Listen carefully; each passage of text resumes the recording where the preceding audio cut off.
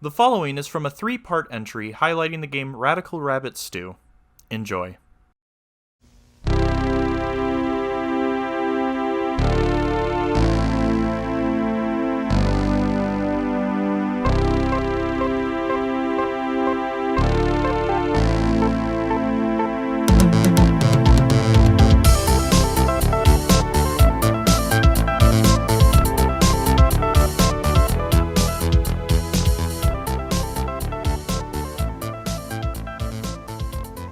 I was weary when choosing an indie game to make a report on. So many of them are so reliant on using nostalgia as a crutch for their presentation and design, often feeling like a cheap imitation of the past.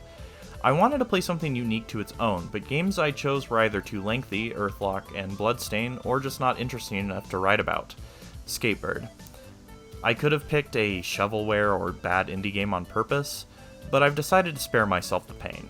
Long-winded introductions beside, this game does break my self-imposed rule that I would not be writing about an indie game using a retro aesthetic. Radical Rabbit Stew, however, does not use the retro look to compensate for a lack of interesting style. In fact, the game's premise works so well with its retro stylization, I wouldn't have it any other way. The colors are beautiful, the tile set is simple, but it doesn't look copy-paste.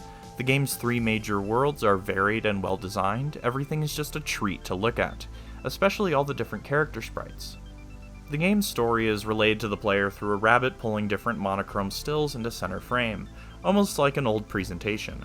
It really does fit more in with the games from the 90s than it does its contemporaries like Shovel Knight or even Stardew Valley. The first thing I said when met with the well-implemented space theming and catchy soundtrack was, why does this remind me of Jazz Jackrabbit? The MIDI instruments selected for each composition complement the visuals flawlessly and emulate the 90s without leaning on it. The punchy sound effects also give the perfect feedback for arcade action.